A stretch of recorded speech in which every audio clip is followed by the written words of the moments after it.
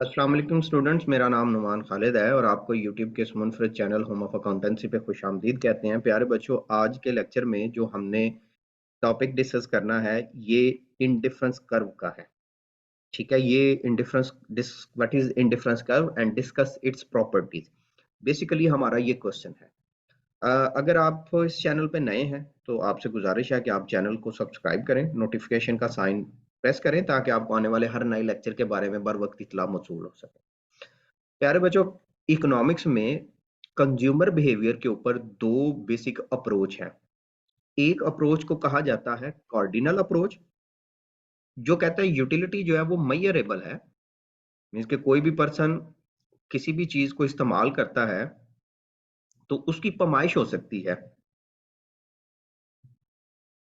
वो मेजरेबल है। मींस के उसको जो उससे अफादा हासिल हुआ है या जो उसको फायदा हुआ है वो मेजरेबल है in term of number. Means के आप कह सकते हैं 10 यूनिट फायदा हुआ, 15 यूनिट हुआ। ये सारा कंसेप्ट दिया था प्रोफेसर मार्शल ने, और उसने इससे मुतलका दो बेसिक लॉ दिए थे, एक law of diminishing margin utility और एक law of equi margin utility, जिनको हमने ऑलरेडी डिस्कस किया है। इन दोनों लेक्चर के लिंक इस वीडियो की डिस्क्रिप्शन में मौजूद है, आप वहां से इसको देख सकते हैं।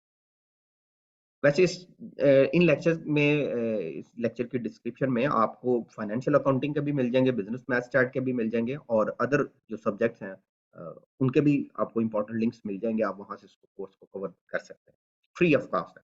अच्छा, अलबत्ता जब कार्डिनल अप्रोच प्रेजेंट की गई मार्शल में तो उन्होंने कहा यार ये तो utility measurable in term of number हो ही नहीं सकती। तो फिर प्रोफेसर हिक्स ने एक कंसेप्ट प्रेजेंट किया ऑर्डिनल अप्रोच का। ऑर्डिनल कंसेप्ट, उसने ये कहा कि यूटिलिटी को हम in term of number measure ही नहीं कर सकते। ये तो सेटिस्फेक्शन लेवल है और हर पर्सन का किसी भी एक चीज से मुतलका सेटिस्फेक्शन लेवल डिफरेंट हो सकता है। The things and utility after its usage can only be ranked, हम इसको ग्रुप कर सकते हैं। जैसा कि मैंने गर्मी में बाहर से आया तो मैंने एक गिलास पानी पिया, तो मैंने कहा जी मुझे बहुत ज्यादा मजा आया। मैंने दूसरा गिलास पानी पिया, मैंने कहा यार पहले से जरा कम मजा आया। तो अब मैं ये नहीं कह सकता कि पहले मुझे 100 पॉइंट आया तो बाद में मुझे 90 पॉइंट आया या इस तरह। इसको पॉइंट वाइज कैटेगरी नहीं कर सकता। वो कहता है बस आप इसको रैंक कर सकते हैं, विच means that utility can be measurable in term of qualitative value, quantitative नहीं, दारी वैल्यूज में नहीं हो सकती, ये दूसरी वैल्यूज में हो सकती। बेसिकली इस टॉपिक को डिस्कस करने से पहले ये टॉपिक जरा आपसे शेयर करना जरूरी था। आप चाहें तो ये वाला पोर्शन भी इंट्रोडक्शन में लिख सकते हैं, लेकिन अगर आप ना लिखें तो इतना पोर्शन भी काम चल जाएगा कि प्रोफेसर हिक्स ने ये कंसेप्ट प्रेजेंट किया था कि यूटिलिटी जो है in term of number measure नहीं की जा सकती। We can't measure the utility in term of number. हम in term of number utility measure नहीं कर सकते। ये सिर्फ रैंक दी जा सकती है, which means that utility measure only in a quantitative term. ये जो ऊपर मैंने पॉइंट बताया है। अच्छा जी, अब मेरे बच्चों बात आती है डेफिनेशन की। हम इंडिफरेंस कर्व की डेफिनेशन लिखेंगे। अगर वो एग्जामिनर ने ये स्टेटमेंट लिख दिया है तो आप डेफिनेशन कुछ इस तरह से लिखेंगे, एन इंडिफरेंस कर्व, ये जो इंडिफरेंस कर्व है is the locus of point particular combination. Basically ये डिफरेंट पॉइंट्स को इकट्ठा करने से बना होगा, या फिर वो बंडल ऑफ गुड्स होंगे which give the same level of satisfaction. अच्छा, एक तो बात इस डेफिनेशन से जाहिर है कि यहाँ पे एक कमोडिटी की ये बात नहीं है, एक से ज्यादा कमोडिटी की बात होगी, कॉम्बिनेशन ऑफ गुड्स की बात होगी। तो लेवल ऑफ सेटिस्फेक्शन रिप्रेजेंट करता है to the consumer remain in different among the all this combination. एक कॉम्बिनेशन हो जिसमें एक प्रोडक्ट हो दूसरी हो, दूसरा कॉम्बिनेशन हो जिसमें पहली और दूसरी प्रोडक्ट हो, तीसरा कॉम्बिनेशन हो पहली दूसरी प्रोडक्ट हो, चौथा कॉम्बिनेशन हो, जितने भी कॉम्बिनेशन हो तमाम के तमाम कॉम्बिनेशन में जो कंज्यूमर है वो इनडिफरेंट है, वो कोई सा भी चूज करे उसको सेम लेवल ऑफ सेटिस्फेक्शन मिलेगा। अगर हम इसकी सेकंड डेफिनेशन की बात करें तो उसमें लिखा है एन इंडिफरेंस कर्व, ये जो इंडिफरेंस कर्व है is a locus of point. ये मुख्तलिफ पॉइंट्स को ज्वाइंट करके बनता है in the commodity space that are equally attractable to the consumer. और मैथमेटिकली हम कहते हैं utility is the function of X and Y. ये एक्स एंड वाई इसलिए लिखा कि दो कमोडिटी हैं और इक्वल टू कांस्टेंट का मतलब ये है कि इनसे जो सेटिस्फेक्शन लेवल है वो कांस्टेंट है। आफ्टर गिविंग द डेफिनेशन हम इसको एक शेड्यूल की मदद से यहाँ पे शेयर करते हैं। देखो मेरा बच्चों, हमारे पास जरा इकोनॉमिक्स के पैरामीटर कुछ इस तरह से होते हैं कि इसमें शेड्यूल भी होता है और डायग्राम भी होता है। तो बेसिकली मैं आपको लेके अल्टीमेट उन्हीं नोट्स के ऊपर जाऊंगा, लेकिन मैं चाह रहा था कि मैं ये वाला कुछ पॉइंट जो है, या ये जो मैंने कॉम्बिनेशन यहाँ पे प्रिपेयर की है, ये मैं आपको एक्सप्लेन कर सकता। तो इस वजह से मैंने ये वर्ड की डेफिनेशन जो है, वर्ड की फाइल जो है वो साथ में शेयर की है। इसमें से जो ये वाला हिस्सा है कि जी हमारे पास थ्योरेटिकल कंसेप्ट क्या है, और ये जो इंट्रोडक्शन है, ये जिन नोट्स के ऊपर मैं आपको शिफ्ट करूंगा थोड़ी देर में, उनमें नहीं मौजूद, इसलिए आप इसका चाहे तो स्क्रीनशॉट ले लें, फिर उसके ऊपर लिख लीजिएगा, या सारा ही अगर आप नोट कर रहे हैं तो आप नोट कर लीजिएगा, या अगर आप मुझसे वो शॉर्ट फॉर्म में लेंगे तो वो उसके ऊपर शायद इंट्रोडक्शन मौजूद ना हो, तो आप ये इंट्रोडक्शन खुद से लिख लीजिएगा ताकि ये आपके काम आ जाए। अच्छा जी, बात करते हैं शेड्यूल की। मेरे बच्चों, शेड्यूल में ना हम बात करते हैं कॉम्बिनेशन की। हम अपने एग्जांपल में 5 कॉम्बिनेशन लिखने लगे हैं। आप 6 भी लिख सकते हैं कॉम्बिनेशन, 7 भी लिख सकते हैं। ये जरूरी नहीं है कि 5 ही हो, 5 से ज्यादा भी लिख सकते हैं। इसमें आपने कमोडिटी एक एक्स रखा है तो मैंने Q1 क्यू एक्स लिख दिया है, कमोडिटी वाई रखा है क्यू वाई लिख सकते हैं। आप इसकी जगह पे कमोडिटी क्यू ए भी लिख सकते हैं या क्यू बी भी लिख सकते हैं। ये आपने कंटिन्यूअसली एक कमोडिटी के यूनिट इंक्रीज करते जाना है जी। 1 यूनिट है, 2 है, 3 है, 4 है, 5।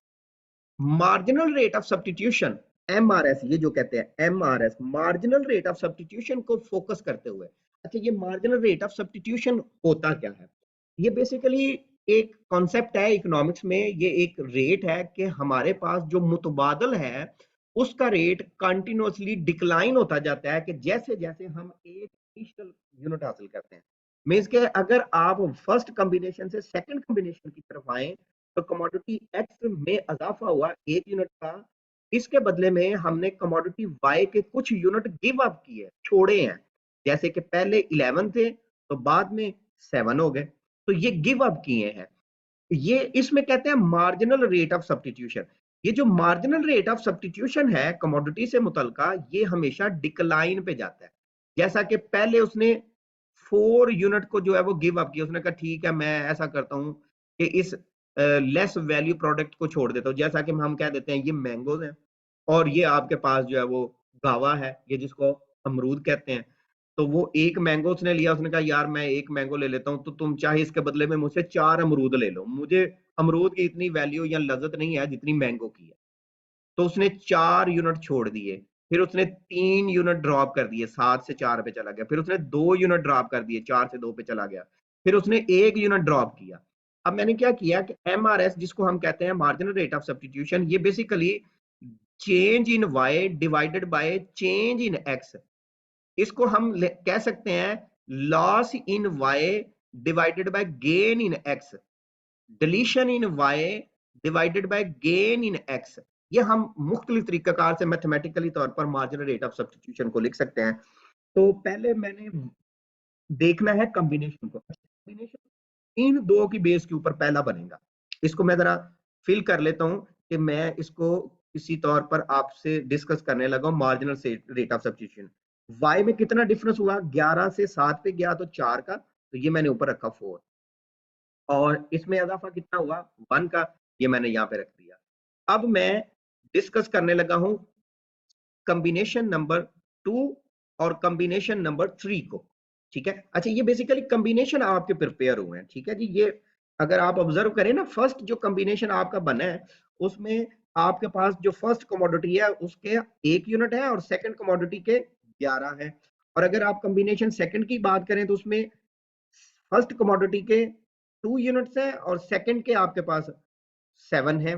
इसी तरह अगर आप कॉम्बिनेशन 3 की बात करें या थर्ड कॉम्बिनेशन की बेटा जी बात करें, तो उसमें आपके पास कमोडिटी 1 के 3 यूनिट हैं, जबकि कमोडिटी वाई के आपके पास या सेकंड कमोडिटी के 4 यूनिट हैं। तो ये बेसिकली डिफरेंट कॉम्बिनेशन है। तो अभी मैं कंपेयर करने लगा हूं सेकंड कॉम्बिनेशन और उसके साथ साथ थर्ड कॉम्बिनेशन को। तो अगर आप सेकंड और थर्ड कॉम्बिनेशन के कंपैरिजन की बात करें तो हम देखते हैं कि इसमें चेंज कितना कितना आया। अब देखें, पहले उसके पास 7 यूनिट थे, चेंज हुए तो 4 हो गए, तो इसका मतलब है 3 का चेंज आया। यहाँ पे 2 थे, 3 हो गए, इसका मतलब है 1 का चेंज आया। इसी तरह आपने कॉम्बिनेशन 3 और 4 का करना है, तो 4 थे तो 2 हो गए, तो 2 ऊपर रख दिया। 3 थे 5 हो गए, तो 1 जो है वो नॉमिनेटर के तौर पर रख दिया।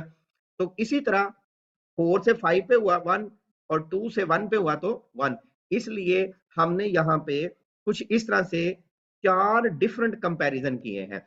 वैसे कॉम्बिनेशन 5 है तो कंपैरिजन 3 होगा, फर्स्ट एंड सेकंड का, सेकंड एंड थर्ड का, थर्ड एंड फोर्थ का, फोर्थ एंड फिफ्थ का। तो इसलिए मैंने यहाँ पे 4 डिफरेंट कॉम्बिनेशन के कंपैरिजन रखे हैं। वो कहता है भाई इन 5 के 5 कॉम्बिनेशन में जो कंज्यूमर को सेटिस्फेक्शन लेवल है वो सिमिलर मिलेगा। अब ग्राफ था, ये जरा ग्राफ में वर्ड की फाइल में जरा अच्छे से नहीं बना सकता था, तो मैंने मुनासिब समझा कि आपको एग्जैक्टली उसी पेज के ऊपर ले जाऊं कि जहां पे मैं इसको जो है वो सॉल्व करूंगा। मैंने आपके साथ एक जेपीजी इमेज जो है वो शेयर की है, होप सो कि आपको नजर आ रही होगी। बेसिकली ये नोट्स है, ये आप चाहें तो मुझसे फ्री ऑफ कॉस्ट में ले सकते हैं। इसमें बड़ा अच्छा सा लिखा हुआ है ये, बल्कि मैंने भी अपने टीचर से पढ़ा था और मैंने ये नोट्स संभाल के रखे थे। तो अब मुझे कमी महसूस हुई कि बीकॉम के स्टूडेंट को इस तरह के नोट्स की जरूरत होगी। सो हमने इन नोट्स को जो है वो आपके साथ जो है वो शेयर किया। ये मैं हम आपके साथ फ्री ऑफ कॉस्ट शेयर कर देंगे, कोई इसमें मैटर नहीं है। ये ऊपर का जितना भी मैटर है, ये जो जितना भी पोर्शन था जिसको मैं स्किप किया हूँ, ये मैं ऑलरेडी वर्ड की फाइल में टाइप भी कर चुका हूँ और शेयर भी कर चुका हूँ। हम आते हैं बेसिकली अभी ग्राफ से मुतलका शेड्यूल हमने देख लिया था, ग्राफ से मुतलका आते हैं। अगर आप इसके ग्राफ को समझें, ये जो हमारे पास ग्राफ है बेटा जी, ये हमारे पास ओरिजिन है, ठीक है। ये जो रेड डॉट मैंने लगाया ये ओरिजिन है। अब अगर आप ये एक लाइन ड्रॉ कर लें, आप इसको डेफिनेटली स्केल से करेंगे तो ये बिल्कुल सीधा आ जाएगी जी। वैसे मैं तो वैसी लाइन लगा रहा हूं जैसे कोई पंजाबी की कहावत में कहते हैं ना, पुत्र जी तू ते स्टडी नो या पढ़ाई नो लीक ही लाई है, तो ये मेरी तरफ से तो भाई लीक ही लग रही है, आपने ऐसे नहीं लगानी। ये एक्स एक्सिस है और ये जो आपके पास है इसको हम लोग कहते हैं जी परपेंडिकुलर, ये वाई एक्सिस है। अगर आप ऑब्जर्व करें तो यहां पे आपने वाई कमोडिटी लिखनी है और यहां पे आपने एक्स कमोडिटी लिखनी है। एक्स की कितनी कमोडिटी आई? 5। तो 1 2 3 4 5 एंड एक अजाफी 6 हो गया। और अगर आप वाई की देखें, 11 तक मैक्सिमम कमोडिटीज है, 2 4 6 8 10 11 14, एक अजाफी पॉइंट हो गया। अब हमने कॉम्बिनेशन बनाने हैं।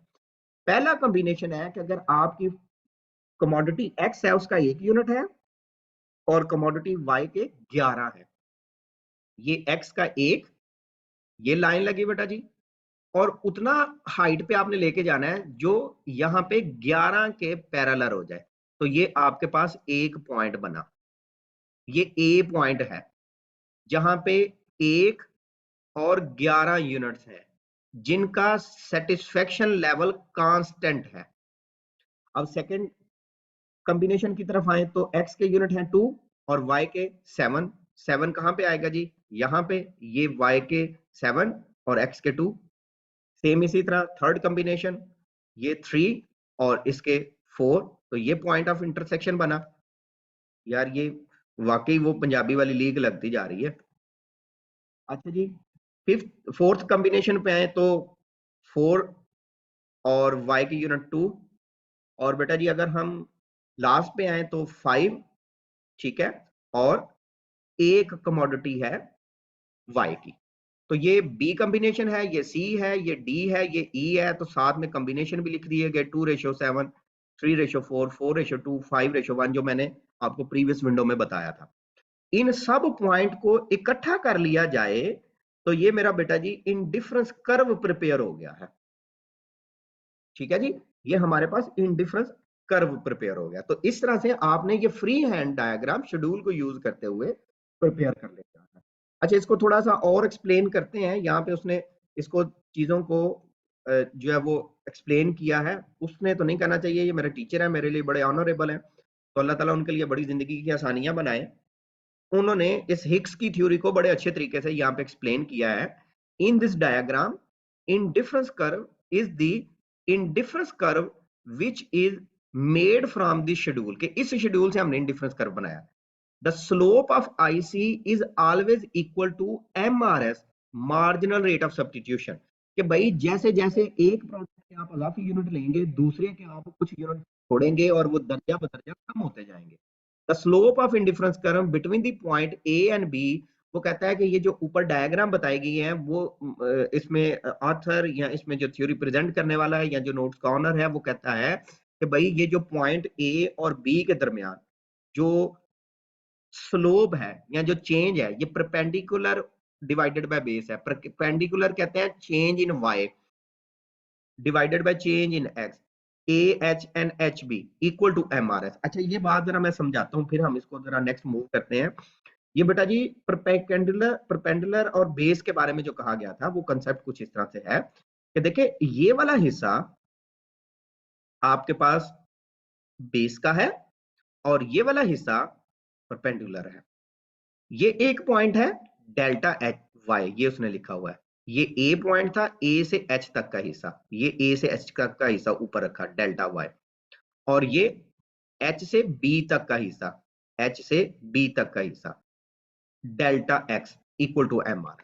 तो ये बेसिकली कुछ इस तरीके कार के मुताबिक उसने यहाँ पे लिख दिया है जिसको हमें याद रखना है और एनुअल पेपर में हमने इसको लिखना है। फिर वो कहता है भाई इन दिस डायग्राम, ये एक अजाफी डायग्राम बनाई है, ये फ्री हैंड बनाई है, इसके बदले में कोई शेड्यूल नहीं बनाया। In this diagram the indifference curve is shown, यहाँ पे डिफरेंट इंडिफरेंस कर्व शो किए गए हैं।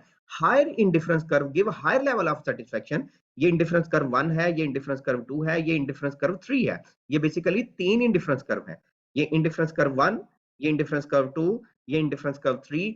जो हायर है वो हायर लेवल ऑफ सेटिस्फेक्शन देगा और जो लोअर इंडिफरेंस कर्व है वो आपके पास लोअर लेवल ऑफ सेटिस्फेक्शन देगा। तो इस चीज का हमें जो है वो ख्याल रखना है। अब यहां तक हो गया इंडिफरेंस कर्व। हमारे पास एनुअल पेपर में या एग्जामिनर जो है वो हमसे रिक्वायर्ड करता है कि आप इसकी प्रॉपर्टीज बयान करें, हमें इसकी प्रॉपर्टीज को बताना है। प्रॉपर्टी कहते हैं जी खसूसियात, हमने इसकी खसूसियात को बताना है, हमने इसकी जो कुछ पॉजिटिव और नेगेटिव चीजें हैं उनको बताना है। अच्छा जी, ये हमारे टीचर मुझे ये नोट देकर वो याद आ जाते हैं, अल्लाह ताला उनके लिए बड़ी आसानियां बनाए।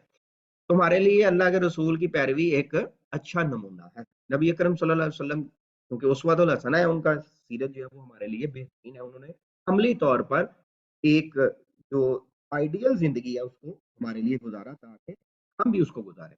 अच्छा जी, हमारे पास है जी प्रॉपर्टीज ऑफ इंडिफरेंस कर्व, ये आईसी लिख दिया गया है, इंडिफरेंस कर्व है। The indifference curve have the following main attribute, attribute खसूसियात आर द प्रॉपर्टीज या शनाख्त आर कैरेक्टरिस्टिक या फीचर भी कह सकता है भाई इसको। Indifference curve are negatively slope, indifference curve can not intersect one and other, intersect का मतलब होता है क्रॉस करना। Indifference curve are convex to origin, ये जो ओरिजिन है वहां इसकी कमर होगी, उस तरफ इसकी कमर होगी, उस तरफ बेंड होगा, झुका होगा। Higher indifference curve higher level of satisfaction.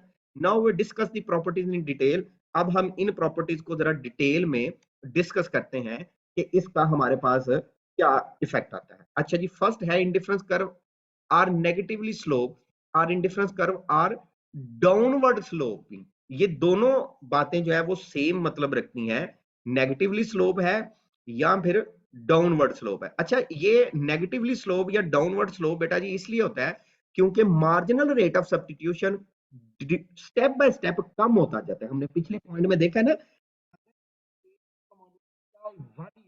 लेते हैं तो जो दूसरी कमोडिटी है उसके ज्यादा यूनिट देना पड़ते हैं, 4 फिर 3, तो वो क्योंकि नेगेटिव रिलेशन है या रेट है, इस वजह से हम उसको कहते हैं ये नेगेटिवली स्लोप है।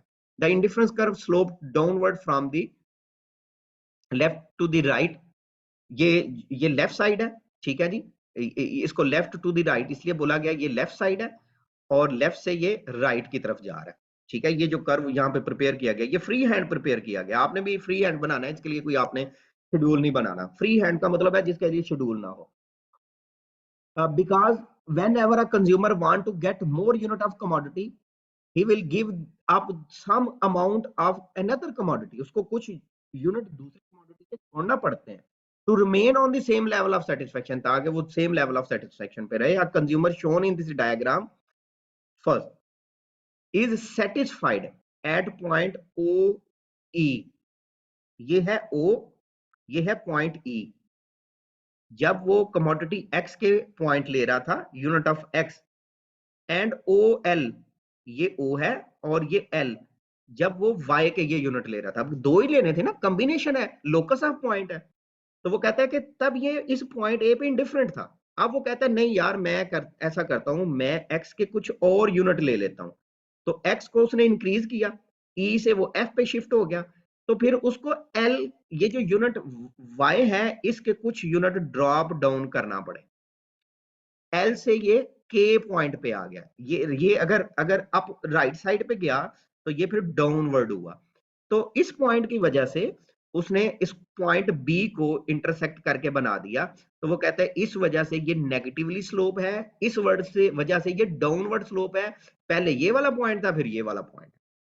अब यहां पे उसने यही बता दिया, he is equally satisfied with O F unit of X and O K unit of Y commodity when a consume his more unit of one of two good, he has to give up some amount of another good. कि जब वो एक unit को consume करता है तो वो दूसरी को उसको छोड़ना पड़ता है। तो उस दूसरी को छोड़ने की वजह से ये कंसेप्ट हमारे पास हुआ कि ये नेगेटिवली हमारे पास स्लोप है, और इस नेगेटिवली स्लोप की वजह से हमने इसको जो है वो नाम दिया कि ये हमारे लिए नेगेटिवली स्लोप है, डाउनवर्ड स्लोप है। ये हम इस कंसेप्ट की वजह से इसको डाउनवर्ड के तौर पर जानते हैं।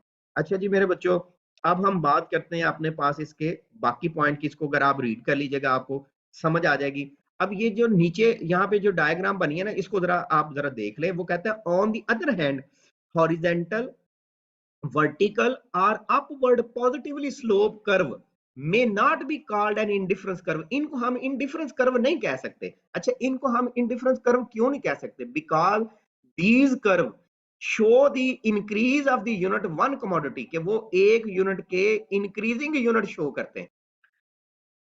तो बच्चों ये हमारे पास जो है वो पॉजिटिवली स्लोप हो ही नहीं सकता। अच्छा, पॉजिटिवली स्लोप क्यों नहीं हो सकता? वो कहता है ऑन द अदर हैंड, दूसरी तरफ, हॉरिजेंटल, वर्टिकल और अपवर्ड, ठीक है, positively sloping curve may not be called an indifference curve. हम इनको इंडिफरेंस कर्व कह ही नहीं सकते। अच्छा क्यों?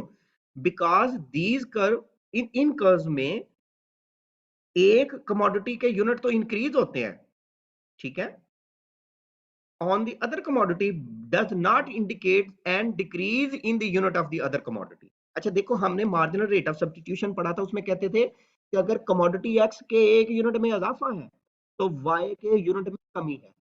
इसके एक में इजाफा, दूसरे में कमी। लेकिन अगर हम बात करें यहाँ पे, ये देखो इस डायग्राम के बात करें, ये हमारे पास एक्सिस पे, वो एक्सिस पे फर्स्ट कमोडिटी है एक्स और ये वाई, इनके कॉम्बिनेशन से ये ए पॉइंट बना पहला। अगर हम कहें कि हम इस पॉइंट से शिफ्ट होके इस पॉइंट पे आ जाते हैं, x1 से x2 पे आ जाते हैं, तो हमारे पास तो कमोडिटी इंक्रीज हो गई, किसकी? x की।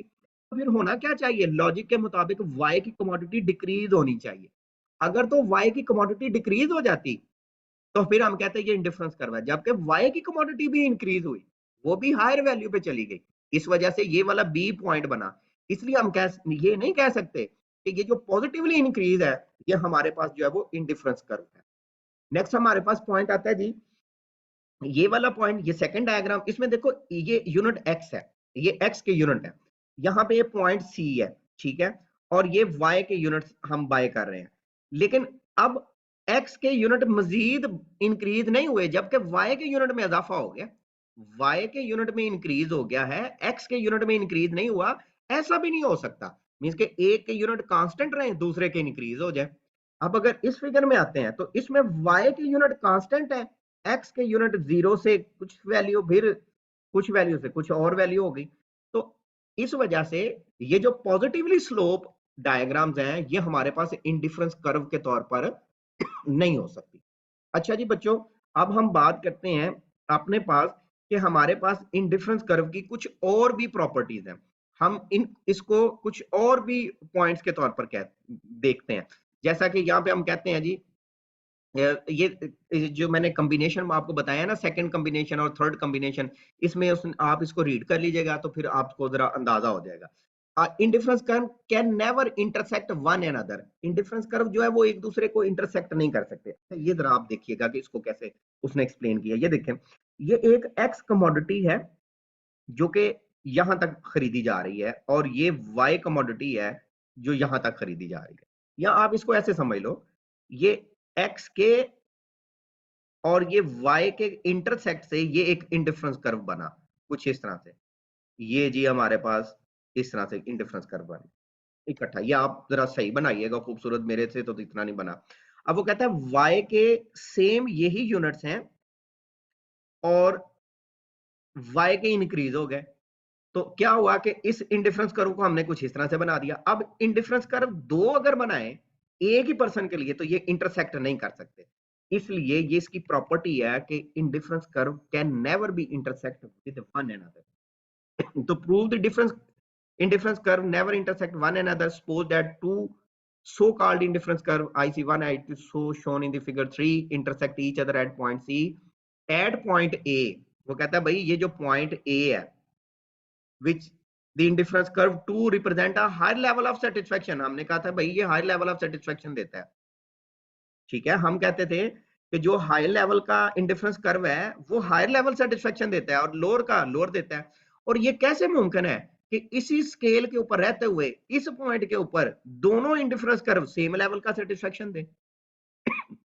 आप बात समझ रहे हैं ना कि यहाँ पे हम कहते हैं भाई यहाँ पे जो पॉइंट पर्सन मौजूद है वो हाई लेवल ऑफ सेटिस्फेक्शन है और यहाँ पे जो पर्सन मौजूद है वो लोअर लेवल ऑफ सेटिस्फेक्शन है। और फिर हम यहाँ पे कहते हैं कि भाई इस पॉइंट सी के ऊपर जहाँ पे वो क्रॉस कर रहा है वो दोनों सेम लेवल ऑफ सेटिस्फेक्शन है।